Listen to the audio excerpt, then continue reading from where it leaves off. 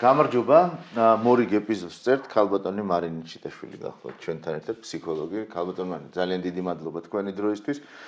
ჩვენ როგორც წესი ვცდილობთ ხოლმე ამ თემატიკას დავუთმოთ მეტი ყურადღება, თუმცა საკითხის სპეციფიურობიდან გამომდინარე, ამას ძალიან დიდი სიფრთხილით ვეკიდებით და ვეპყრობით და ვცდილობთ რომ მივმართოთ ამ საგნის ძალიან სერიოზულ მცოდნეს და ექსპერტს და სპეციალისტს. ასე რომ დიდი მადლობა კიდევ ერთხელ და ჩვენი საუბრის დღევანდელი თემა ეს არის მასების ქცევა, ანუ როგორ ხდება ფსიქოლოგიური ოპერაციების გამოყენება მასებზე მოწინააღმდეგის მხრიდან და რა შედეგი გვაქვს დღეს სახეზე, ანუ დღეს რა შედეგიც გვაქვს, რისი შედეგია რამ განაპირობა ეს შედეგი საბოლოო ჯამში. აი ამ თემატიკას მინდა გთხოვთ რომ მიუძღვნათ დღევანდელი ჩვენი საუბარი. უბრალოდ ყოველთვის დიდი მადლობა მოწვევისათვის, მადლობა ესეთი შეფასებისათვის, მაგრამ უნდა ვთქვა, რომ სამწუხაროდ მე არა ვარ ბოლომდე ექსპერტი. მე მარტო იმის გამო, იმიტომ რომ ასე ვთქვათ, თავდაცვისა და უსაფრთხოების საკითხებზე არ მიმუშავია მეთოდურად. და რომც მემუშავა ჯერჯერობით ყოფილ საბჭოთა კავშირში ამის პირობები ნაკლებად არსებობდა, იმიტომ რომ თქვენ დახურული სისტემის ინსტიტუტში უნდა ყოფილიყავით მაშინ გაერთიანებული. მის შემდეგ რაც დაიწყო გორბაჩოვის მოსვლის შემდეგ ეგრეთ წოდებული პერესტროიკის პერიოდი და შედარებით ხელმისაწვდომი გახდა დახურული მასალები, რომელიც იბეჭდებოდა, მაგრამ ძალიან მცირე ტირაჟით, საბჭოთა კავშირის მასშტაბით ეს იყო 5000. მე ვიტყოდი, რომ ეს ნაწილობრივი ინფორმაცია და ეხლა ნუ დავაბრალებთ ყველაფერს საბჭოთა კავშირს, იმიტომ რომ ასე მაგალითად ამერიკის შეერთებულ შტატებში, სადაც ისეთი პიროვნების კვლევის ტესტი, როგორიც არის მულტიფაქტორული პიროვნების კვლევის ტესტი, MMPI, რომლის სპეციალისტიც თქვენ გყავდათ ცოტა ხნის წინ. აი მის შესახებ კვლევები, მოდიფიკაციები და ასე შემდეგ, რომელიც დამთავრდა 70-იან წლებში, დაიბეჭდა სულ რაღაც 30-35 წლის შემდეგ საჯაროდ ხელმისაწვდომად. ისე რომ ეს თემატიკა პრინციპში გახლავთ დახურული თემატიკა, რომლის შესახებაც ბევრს არ საუბრობენ, განსაკუთრებით უსაფრთხოებისა და თავდაცვის საკითხებში, კონკრეტული რაც კეთდება, მაგრამ ის რაც კეთდება დიდ ჯგუფებზე, ის რაც კეთდება მაგალითად საზოგადოებრივ მოძრაობებზე, ის რაც კეთდება პოლიტიკურ აქტივიზმზე და ასე შემდეგ, ჩვენ ნაწილობრივ შეგვიძლია განვიხილოთ, როგორც დიდი მასების მობილიზაციისათვის დაგეგმილი გარკვეული ფსიქოლოგიური ინტერვენცია, მე ასე ვიტყოდი, და ამის შესახებ შეგვიძლია, რომ ჭარბი განზოგადება არა, მაგრამ ყოველ შემთხვევისათვის ლოგიკაში რაც ჩნდება, იმით ვისარგებლოთ და ახლა ფსიქოლოგიას რაც შეეხება, დავიწყებ პირველი ავტორით, ეს არის ლებონის მასების ფსიქოლოგია, რომელიც იბეჭდება მე-20 საუკუნის დასაწყისში და მე მას ძალიან ჩქარა მოყვება ტოტემი და ტაბუ და მოყვება კულტურით უკმაყოფილება, მოყვება ერთი ილუზიის მომავალი და ასე შემდეგ, სადაც უკვე ფროიდი ლაპარაკობს ამ მასების ფსიქოლოგიის გავლენაზე, ხოლო 1951 წელს იბეჭდება ერიხ ფრომის სტატია, უკაცრავად წიგნი თავისუფლებისაგან გაქცევა, რომელიც თუ შეიძლება საჯაროდ ყველასათვის ხელმისაწვდომად, რომელიც ასე ვთქვათ, ახდენს ამ პირველი ჩარჩოს ჩამოყალიბებას, თუ როგორ ხდება ასე ვთქვათ, მასების მობილიზება. ეხლა კიდე ერთი რაღაცა უნდა ვთქვათ აქვე, რომ წმინდად რამდენადაც შესაძლებელია ერთი ადამიანის ქცევის დაგეგმვა, განხორციელება და ასე შემდეგ, დიდი ჯგუფების შემთხვევაში ზუსტად იგივე მექანიზმები არ მუშაობს, იმიტომ რომ დიდი ჯგუფებისათვის აუცილებელია ეს ამ წუთას ეს არ არის ტერმინოლოგიურად, უბრალოდ მე ვახდენ მის ასე ვთქვათ ესეთ განსაზღვრებას, საცდური ან მატყუარა რომელზედაც წამოაგებთ ბევრ ადამიანს. ხო, იმიტომ რომ ასეთ შემთხვევაში ყველა ავტორები ეხლა ბოლო წიგნი, რომელიც დაიბეჭდა და რომელიც მე ძალიან მომწონს, ეს არის კრისტოფორ ბოლასის წიგნი „მნიშვნელობა და მელანქოლია“, რომელშიც ის ასევე საუბრობს თუ როგორ ხდება თანამედროვე ეპოქაში ამ მასებით მანიპულირება, ოღონდ უბრალოდ უკვე სრულიად სხვა მექანიზმების საშუალებით. ანუ რაშია საქმე, რომ როდესაც ჩვენ ვლაპარაკობთ დიდი ჯგუფზე, ეს დიდი ჯგუფი ყოველთვის ცხოვრობს რაღაც გარკვეულ კონკრეტულ სოციალურ გარემოში. და შესაბამისად მისი სოციალური განზომილება, ანუ ის სოციალური პირობები, ის ქვეყანა, რომელშიაც ის არის, ის დიდი კულტურული კონტექსტი არის გასათვალისწინებელი, როდესაც თქვენ გინდათ შეაფასოთ, აი სად არის ეს საცდუ არა, სატყუ არა, ან სახე-სიმბოლო, ან კიდევ სულაც მინიშნება იმაზე, რომელთაც თქვენ შეგიძლიათ, რომ ეს ხალხი წამოაგოთ, ხო? და ასეთ შემთხვევაში ის რაც მთლიანად მოყვება ამ ეპოქას და რომელიც მთავრდება მაგალითად ბოლასის აზრით ბოლომდე არა, მაგრამ მაინც მთავრდება სადღაც 2010 წლისათვის, ეს არის ლიდერის არსებობა, რომელთანაც დიდი სოციალური ჯგუფი ახდენს იდენტიფიკაციას. ანუ ღერძი რა არის? მე უნდა მყავდეს ლიდერი, რომელთანაც მე მოვახდენ იდენტიფიკაციას. მე გავიგივედები მასთან, მე შევერწყმები მას და მე თავი ჩემს ილუზორულ წარმოდგენაში მგონია ის და ამიტომ მე მიბრუნდება ყოვლის შემძლეობის განცდა. თუ კი ლებონი ამბობს ამას, რომ ლიდერს აქვს ჰიპნოტური გავლენა, ესა უკაცრავად ფროიდი ამბობს ამას, რომ მარტო ჰიპნოტური გავლენით ჩვენ ამას ვერ ავხსნით, იმიტომ რომ ფროიდისათვის ეს არის ზუსტად იდენტიფიკაციის მექანიზმი, ჩემი დაულოკებელი და დაუკმაყოფილებელი სურვილები ბავშვური ინფანტილიზმიდან, როდესაც მეგონა რომ ყველაფრის შემძლე ვიყავი და ერთ დღეს მე ზღვარი დამიდეს და დავიწყე სოციალიზაციის პროცესი, ლიდერი, რომელსაც მე ვირჩევ, მას აქვს ყველაფრის უფლება, ის წყვეტს ყველაფერს და ამიტომ მე მინდა რომ მასთან გავიგიბდე, იმიტომ რომ ფაქტობრივად დავიკმაყოფილო ჩემი ეს ბავშვობის დროინდელი სურვილი, რომ მე ყველაფერი შემიძლია.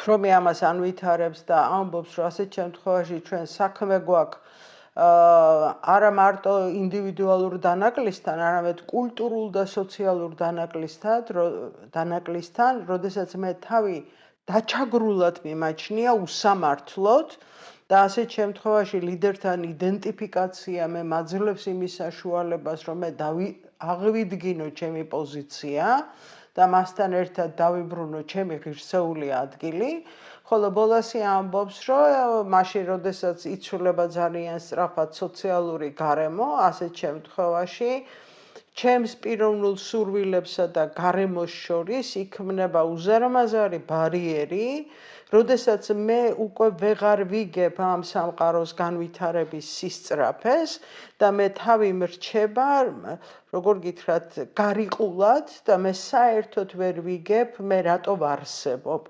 ამიტომ მე გადავდივარ ძირითადად ჩემი ყოველდღიური ფუნქციების შესრულებაზე და საერთოდ აღარ ვფიქრობ საზრისზე და ამიტომ თუ გამოჩნდება ვიღაცა ისეთი, რომელიც დამელაპარაკება ჩემს ენაზე, რომლითაც მე ისევ აღმოვჩნდები ამ სოციალური ცვალებადი გარემოს წევრი, მე მას ვირჩევ ლიდერად. ეხლა რო შევხედოთ ჩვენს იმას რა ქვია მე-20 საუკუნის დინამიკას რო გადავხედოთ, ხო?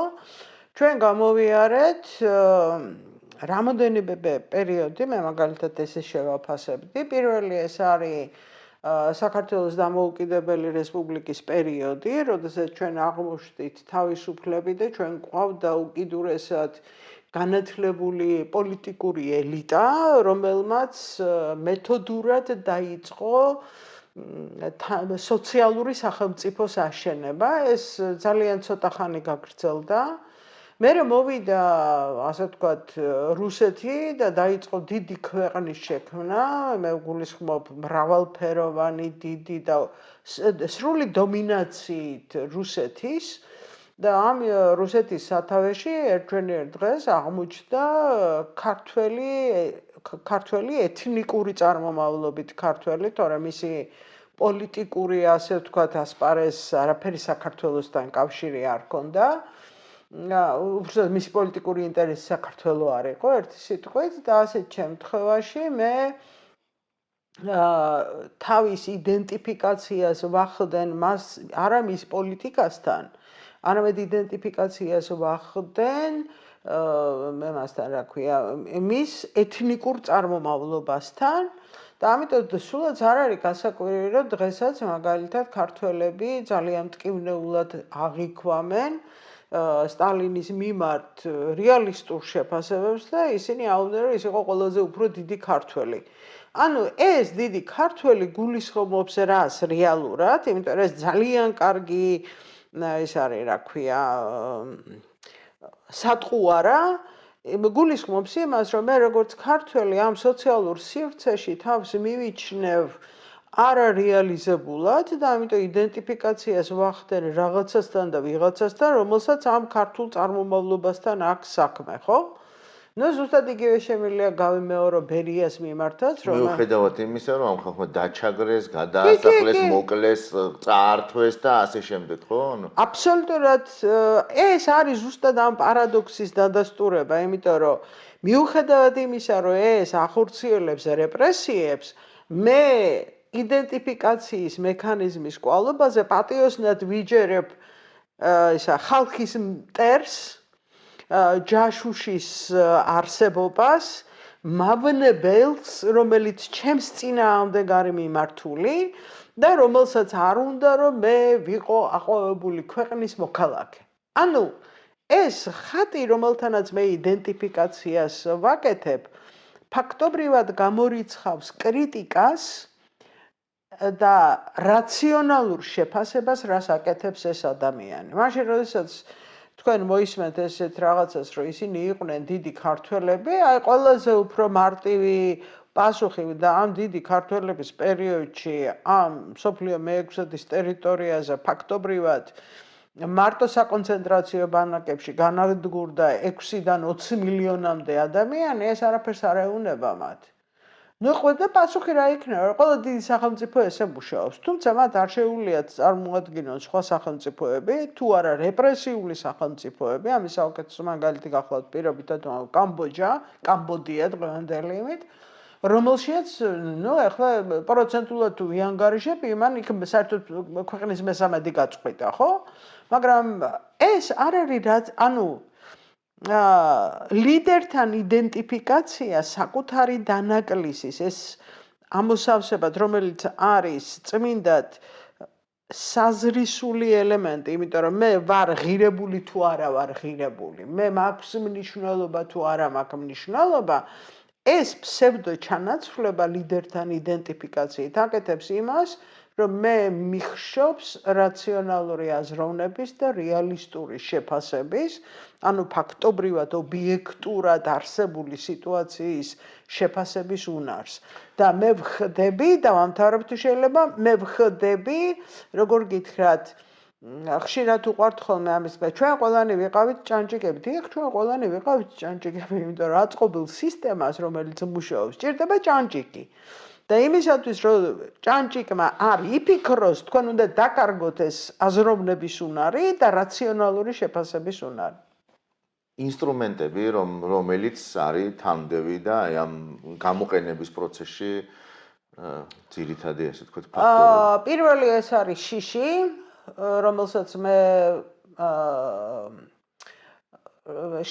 რომელსაც მე ვახორციელებ პირდაპირ ან ირიბად. ეს არის პირდაპირი განხორციელება იქნება მაგალითად სახალხო დახვრეტა და ჩამოხრჩობა და ასე შემდეგ, რაც ახლა აიათოლების რეჟიმმა გააკეთა.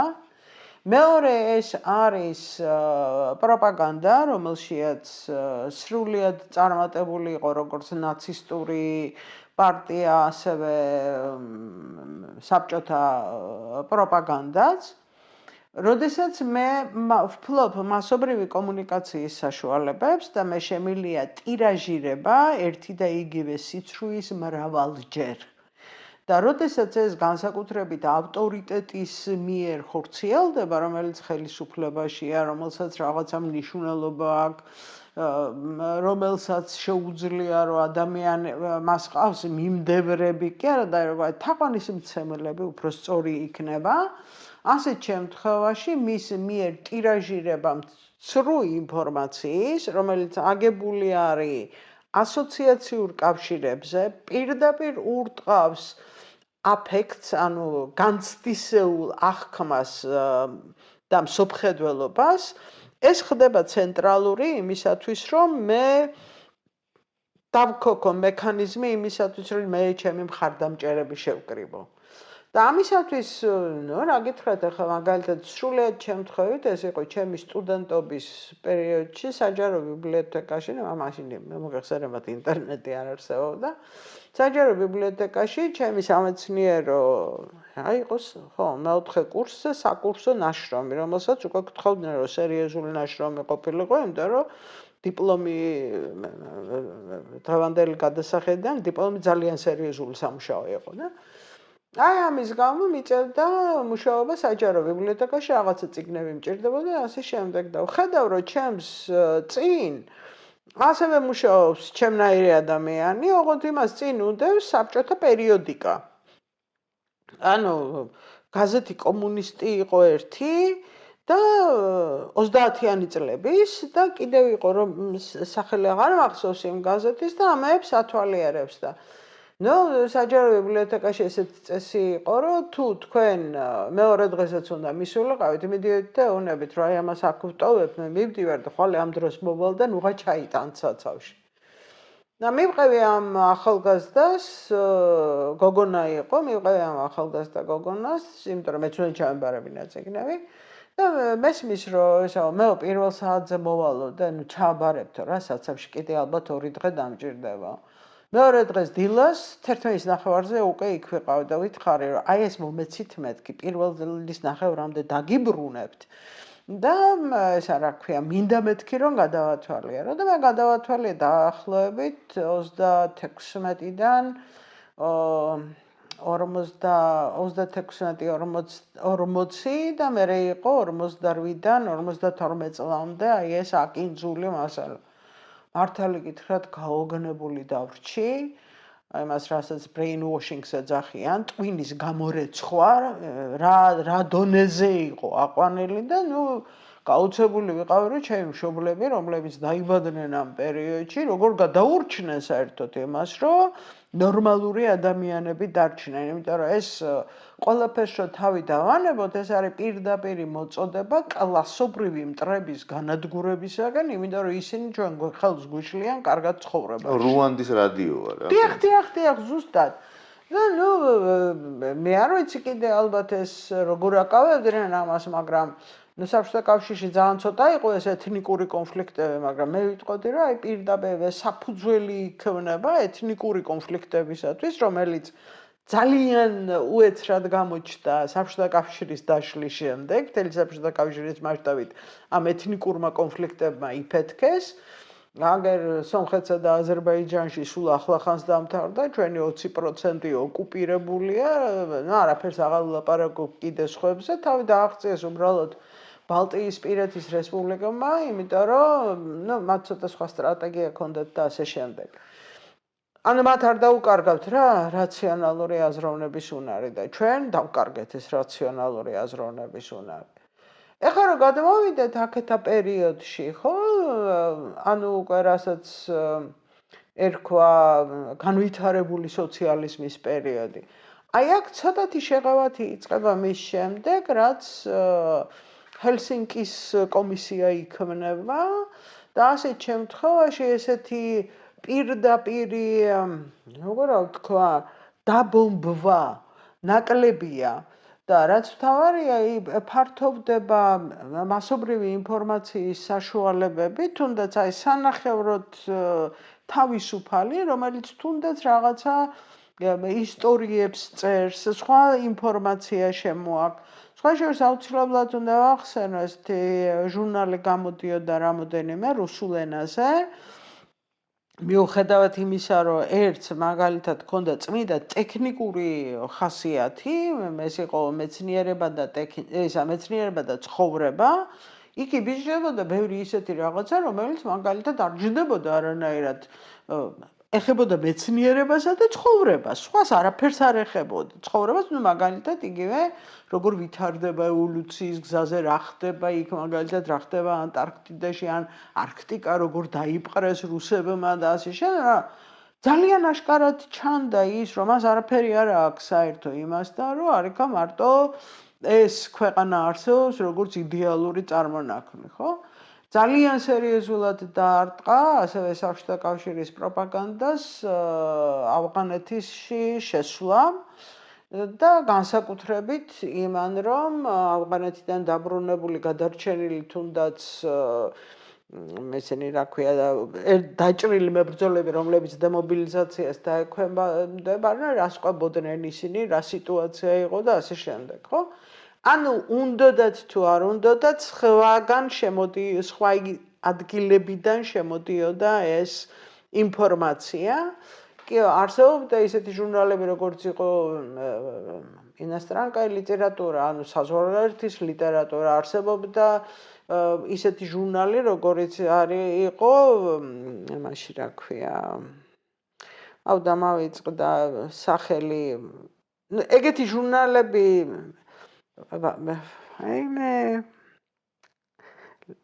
მირ გამახსენდება და ვიტყვი. ანუ საიდანაც შემოდიოდა სხვა ინფორმაცია. და რაც მთავარია, როდესაც თუ გახსოვთ იყო ესეთი პერიოდი ებაზე გამოუცნობი მფრინავი ობიექტების შესახებ, ხო? ეს სამკუთხედის ფორმის რაღაცეები რო დაფრინავდნენ და ასე შემდეგ.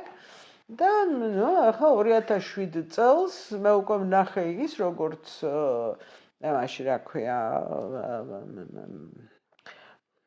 კალიფორნიაში ყოფნის დროს ავია აღლუმისას, რომელიც იქ იმართება, მე თვითონ ვნახე სან-ფრანცისკოსთან ახლოს, მე თვითონ ვნახე როგორც ერთ-ერთი ჩამოწერილი, ასე ვთქვათ, თვითმფრინავი, საბრძოლო თვითმფრინავი, რომელიც გამოიყენებოდა. ანუ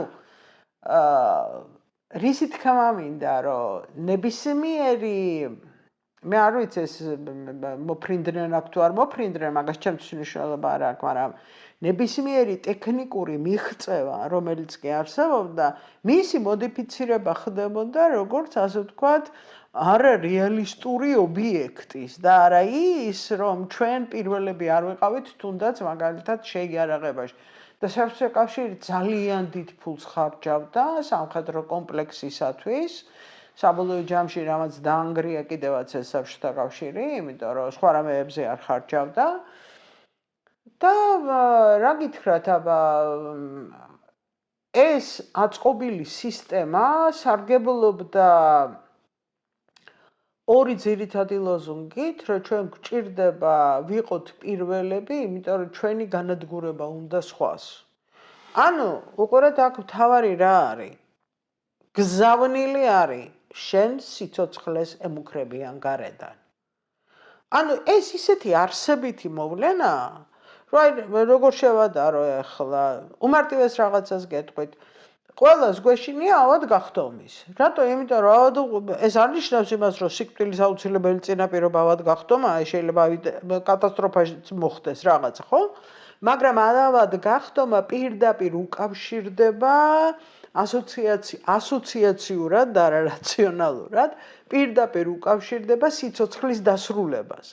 და როდესაც მე მთელი ჩემი ცხოვრება ჩამძახია, რომ ჩვენ უნდა ვიყოთ პირველები, თორე წინააღმდეგ შემთხვევაში ბუა, ანუ მტერი მოვა, იმიტომ რომ იმას ჩვენი განადგურების გარდა არაფერი არ უნდა, სრულიად ბუნებრივია, რომ მე ასოციაციურად დაცულობა რომ გქონდეს, მე ამასთან უნდა გავაიგივო თავი. და თუ შეხედავთ εμას რა ქვია, ვიდრე 90-იან წლებამდე ეს სანამ პუჩი დადგება, ხო?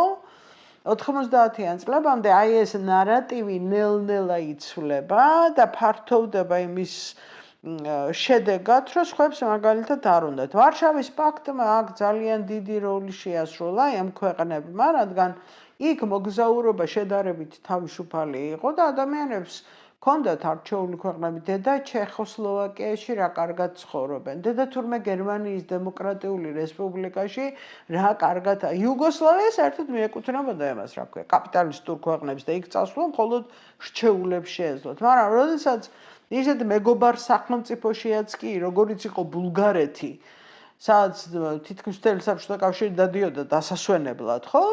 ოქროს ქვიშებზე. სადაც თქვენ ხედავდით, რომ ადამიანები იქ ბევრად უფრო თავისუფლები არიან, ვიდრე თქვენს ქვეყანაში, რომელიც ასე ვთქვათ, ხმალამოღებული იბრძვის იმისათვის, რომ თქვენ დაგიცვათ, ბუნებრივად ჩნდებოდა კითხვა, რომ კი, მაგრამ რა შეა საქმე. და ეს კი, მაგრამ რა შეა საქმე, ერთის მხრივ, მეორეს მხრივ სისტემის დასუსტება, რომელმაც გამოიწვია საბჭოთა კავშირის ნგრევა, ძირითადად ეკონომიკურ დასუსტებაზე მაქვს ლაპარაკი, ეროვნული საკითხი, რომელიც მოგვარებული ეგონათ და სინამდვილეში ეროვნული საკითხი არ იყო არსად მოგვარებული და სურვილმა რომ მე ვიყო ჩემი თავი, ხო, გამოიწვია მე მას ვეძახე რომანტიკული რევოლუციების ეპოქა, როდესაც დაიწყო ეროვნულ განმათავისუფლებელი მოძრაობა მთელი საბჭოთა კავშირის მასშტაბით. ეს სხვა არაფერი არ იყო თუ არა უკან დაბრუნება იდენტობისაგან.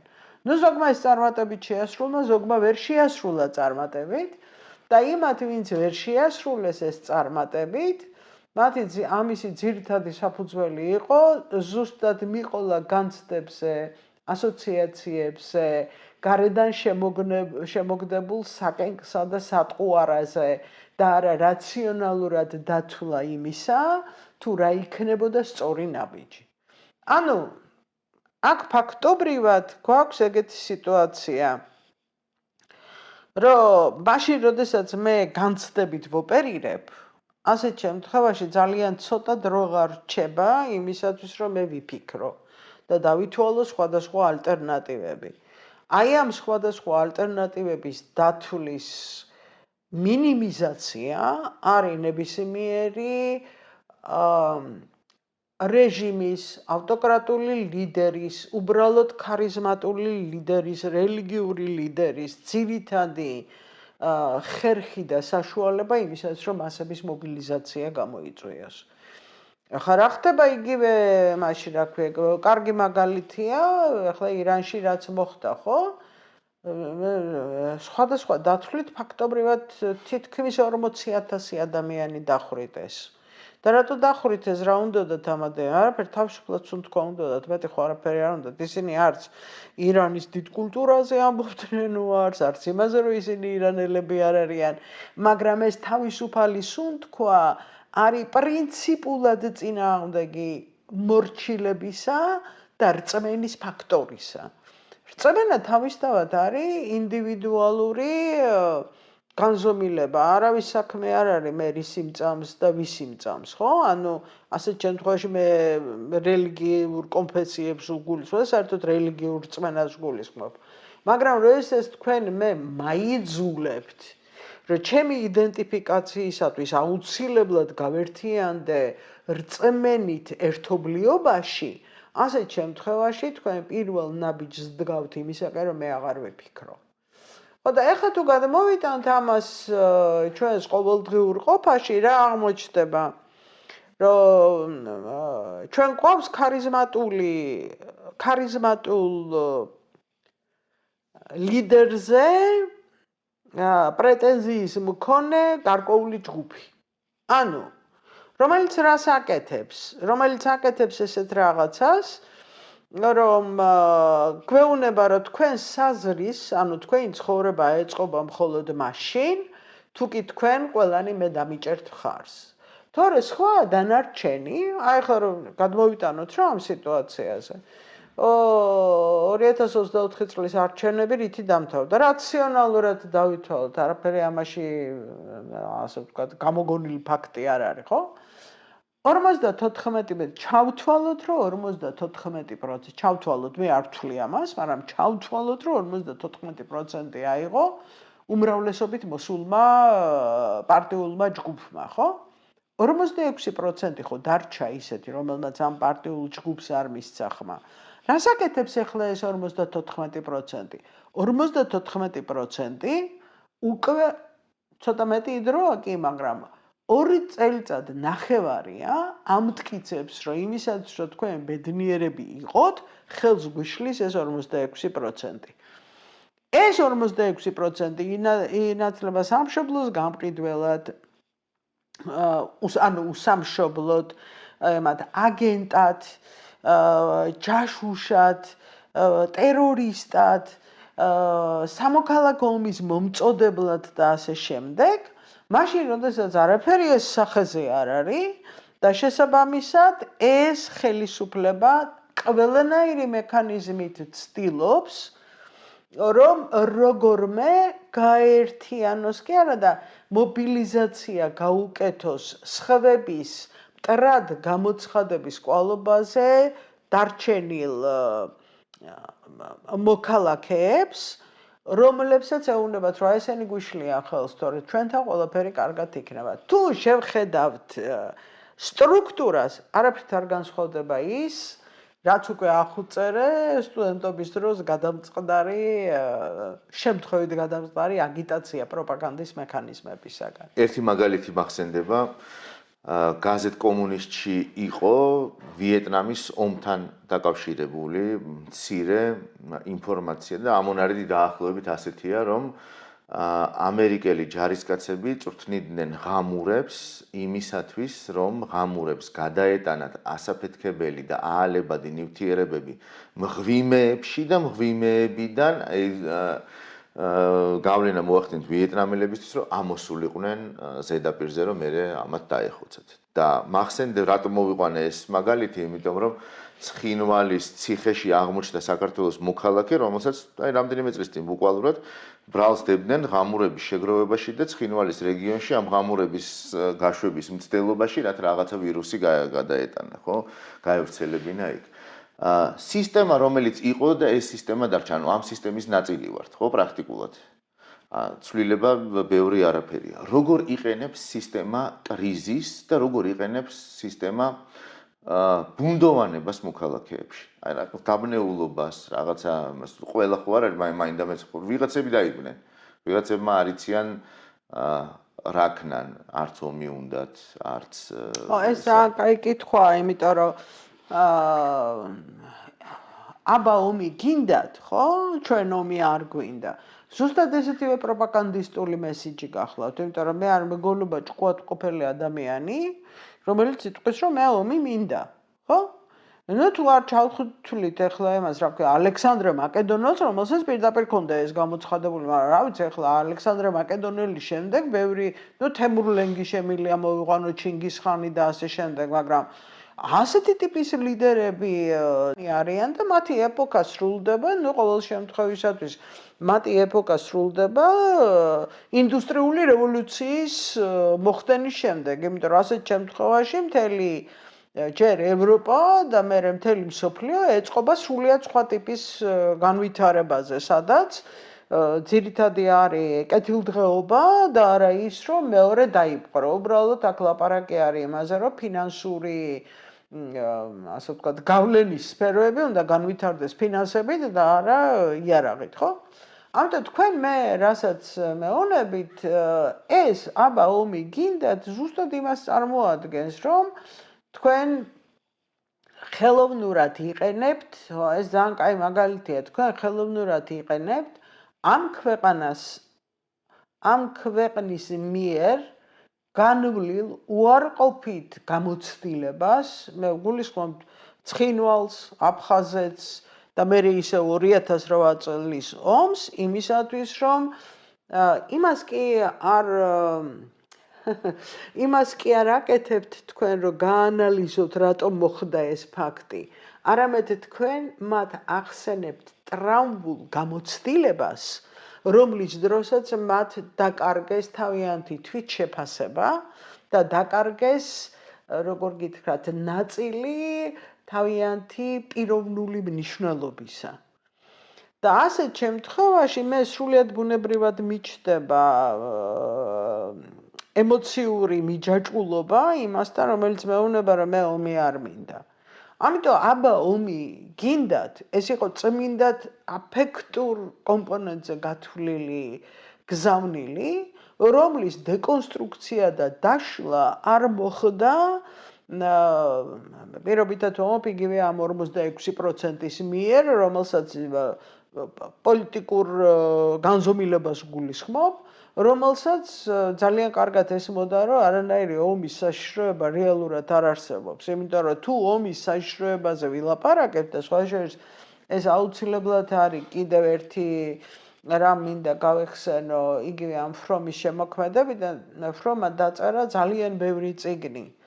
და ფრომის ერთ-ერთი ცენტრალური წიგნი, რომელიც არის ადამიანის აგრესიულობის ანატომია, ხო? ზუსტად იმაზეა აგებული, რომ არსებობს დოკუმენტური მასალა, რომლის რეფლექსიასაც ის ახდენს. ამიტომ რა მოხდა 2008 წელს? რა შედეგები მოყვა ამას? ჩვენ რატო გადავშვით მსოფლიო კრიზისს? რატო დაგვეხმარნენ და ასე შემდეგ?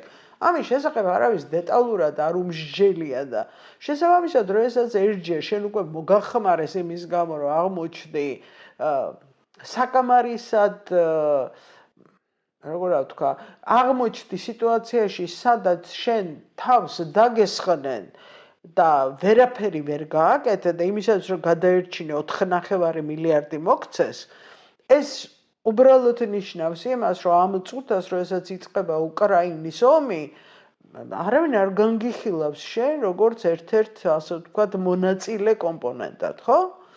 და რადგან ის პერიოდი არ იყო გაანალიზებული, ამიტომ ამ ემოციურმა გზავნილმა გამოიწვია ფაქტობრივად ქართველების მიერ უკვე 3-ჯერ გადატანილი ტრაუმული გამოცდილების აქტივაცია, რომელიც წარმატებით იქნა გამოყენებული სააგიტაციოდ და წარმატებით იქნა გამოყენებული იმისათვის, რომ მე დამეჯერებინა, რომ არ იქა ეს ხელისუფლება მე თავიდან მაცილებს ომს. ანუ მათ არაფერი არ აუცილებიათ, იმიტომ რომ არაფერი ამის წინაპირობა არ არსებობდა და თქვენ ჩემზე უკეთ მოგეხსენებათ, რომ 2000 რა ქვია, რა მდგომარეობაში არის ახლა ამჟამად თავდაცვის ძალები საქართველოში. და უფრო მეცაც გეტყვით. თუ შეიძლება გაყევით ბოლო 6 წლის რიტორიკას. ამ წუთას გაფლანგვისათვის თავდაცვის მინისტრი და სერიოზული გაფლანგვისათვის ზის ციხეში. ეს სულ ცოტა იმას ნიშნავს, რომ თავდაცვის ძალებს არ მოხმარებია ის ფინანსები, რომელიც მათ ეკუთვნოდათ. ვინ დაზარალდა? თავდაცვის სამინისტრო, ხო? რას ნიშნავს ეს, რომ ჯარი ასეთ შემთხვევაში არის ბევრად უფრო ცუდ მდგომარეობაში, ვიდრე დაუშვათ იყო 6 წლის წინ. მთელი ამ 6 წლის განმავლობაში თავდაცვაზე, როგორც საქართველოში ყოფთათვის უსაფრთხოების დამცველ ორგანიზაციაზე. რაიმე პოზიტიური წაკითხავთ? არა, და სხვათა შორის ესეც უნდა მეკითხა და მადლობა რომ ამ თემას შეეხეთ. არა თუ პოზიტიური გზავნილი არ ყოფილა ან შეფასება, არამედ მაგალითად აი უკრაინაში მყოფი ქართველი მებრძოლების შესახებ რუსეთმა აღზრდა სისხლის სამართლის საქმეები და ტერორისტებად გამოაცხადა. სახელმწიფო გადატრიალების მცდელობაში დაადანაშაულეს საქართველოში უკრაინაში მებრძოლი ქართველები. აქაც აღძრეს სისხლის სამართლის საქმეები რამდენიმეზე. არის ხედავთ აქციებზე მაგალითად ვეტერანებს როგორ ეპყრობიან, როგორ ყველა როგორ იყავით ვეტერანი და ძირითადად უპირისპირდება იგივე შინაგან საქმეთა სამინისტრო ამას. აი ეს ყველაფერი ნაწილია ამ რიტორიკის, ეს ყველაფერი აი ამ სისტემის ნაწილია, რომელიც აუცილებლად, იმიტომ რომ ნებისმიერ ნორმალურ ქვეყანაში თავდაცვის ძალები არის ის, რაც არის გარანტია ამ ქვეყნისათვის, რომ ჩემი სიცოცხლის უსაფრთხოება მაქსიმალურად არის დაცული. ეს არ ნიშნავს, რომ აბსოლუტურად არის დაცული.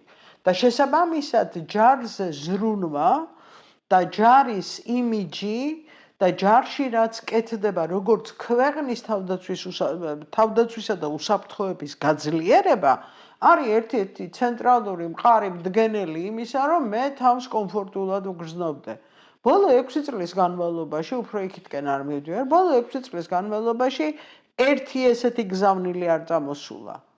ერთადერთი აქ ასეთ შემთხვევაში არის ლაპარაკი იმაზე, რაზედაც არის ხოლმე, რომ ჯარი რას გააკეთებს კრიტიკულ სიტუაციაში.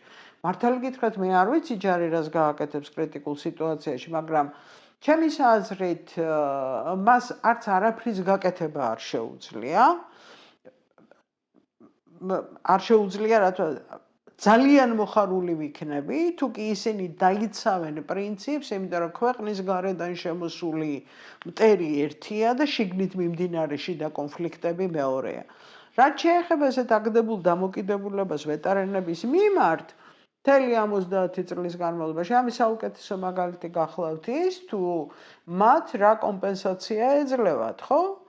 არაფერს არ ვაყოფ იმაზე, რომ ძალიან ბევრი ვეტერანი, რომელიც იღებდა საერთაშორისო მისიებში მონაწილეობას, მათი ჭირდებათ სერიოზული დახმარება და არანაირ ასეთ შემთხვევაში ფსიქოლოგიურ დახმარებაზე მაქვს ლაპარაკი, იმიტომ რომ ძალიან მძიმეა ის ტრაუმული გამოცდილებები ატარო. ასეთ შემთხვევაში თავიდან იყო დაწყებული ესეთი სპეციალური განყოფილება შეიქმნა და შემდეგ იქ მუშაობდნენ ჩემი ყოფილი სტუდენტები და თითქმის ყველა წამოსულია იქიდან, იმიტომ რომ რეალურად არაფერი არ ფუნქციონირებს, რაც იყო განსაზღვრული წმინდად რეაბილიტაციის, დახმარების, მუდმივი, ასე ვთქვათ, თან მიყოლის კვალობაზე დაახლოებით ზუსტად ისე რამდენი ხნის წინ დამთავრდა ვიეტნამის ომი, ხო? მაგრამ ვიეტნამის ომის ვეტერანების ზრუნვა დღესაც გრძელდება და ძალიან სერიოზულად გრძელდება ეს. არაფერს არ ვამბობ იმაზე, რომ მათ ოჯახებს სჭირდებათ დახმარება, რომ ისინი განსაკუთრებულს მე რას გულისხმობ, თუ კი მე დავკარგე მარჩენალი, ასეთ შემთხვევაში და დარჩენილია ოჯახი, ელემენტარულად პატივისცემა არის იმისათვის, რომ ადამიანმა სამშობლოსათვის თავი გაწირა, დასახიჩრდა, ამ წუთას ინვალიდია და ასე შემდეგ, მის ოჯახს მე ვიღებ ვალდებულებას, იმიტომ რომ იმ კაცმა ჩემი გულისათვის გაწერა. არაფერი ამის მსგავსი არ ხდება. ანუ რას ურტყავს ეს? ურტყავს აი ზუსტად იგივე იმას, რაც მე ვთქვი, მე ვარ დაუცველი და ჩემს გარშემო ვიღაცას უნდა მივეკედლო. და აი ესეთ შემთხვევაში მაგალითად ისეთი რა ქვია ფენომენიც კი, როგორიც არის ტროლების თუ ბოტების, მე მაგათში კარგად ვერ ვერკვევი, მაგრამ ის ვისაც უხდიან ფულს, ხო? რას აკეთებენ? ისინი უბრალოდ აკეთებენ, რომ ამ დაუცველობის განცდაზე მუშაობენ, იმიტომ რომ ყველა ის ვინც არ ეთანხმება მიმდინარე რაღაცა ემას რა ქვია გზავნილს, მათ მიმართ მიდის, რომ შენ სისხლი გინდა, შენ არეულობა გინდა და ასე შემდეგ. ანუ სად ურტყავს? ისე ურტყავს იმაზე, რომ შენ დაუცველი ხარ. ანუ სახელმწიფო, რომელიც მუშაობს იმაზე, რომ ჩემს გარეშე, ჩემი პოლიტიკური establishment-ის გარეშე შენ დაუცველი და უსუსური ხარ, უნდა თუ არ უნდა ის ახდენს მასების მობილიზაციას უარყოფითი ნიშნით. ანუ ის თავის გარშემო იკრებს არა მოაზროვნე ადამიანებს, არამედ ემოციურად დამოკიდებულ ადამიანებს, რომლებსაც სჯერათ ამისი. მაგრამ სამწუხაროდ ისინი არ ითვალისწინებენ ერთ რამეს, რომ ერთვენიერ დღეს თუ კი ისინი ვერ დააკმაყოფილებენ ამ მოთხოვნას, ეს ჩემი სიტყვები არ არის, ეს ლებონის სიტყვებია, ასეთ შემთხვევაში ბრბო ჭამს ლიდერს. იგივეს ამბობდა ფროიდიც. სხვათა შორის, რომ ადრე თუ გვიან უნდა შეიჭამოს ეს მამა, იმიტომ რომ არ შეუძლია მამას ყველაფრის დაკმაყოფილება და ზრდასრულობა გულისხმობს რაციონალურ აზროვნებას.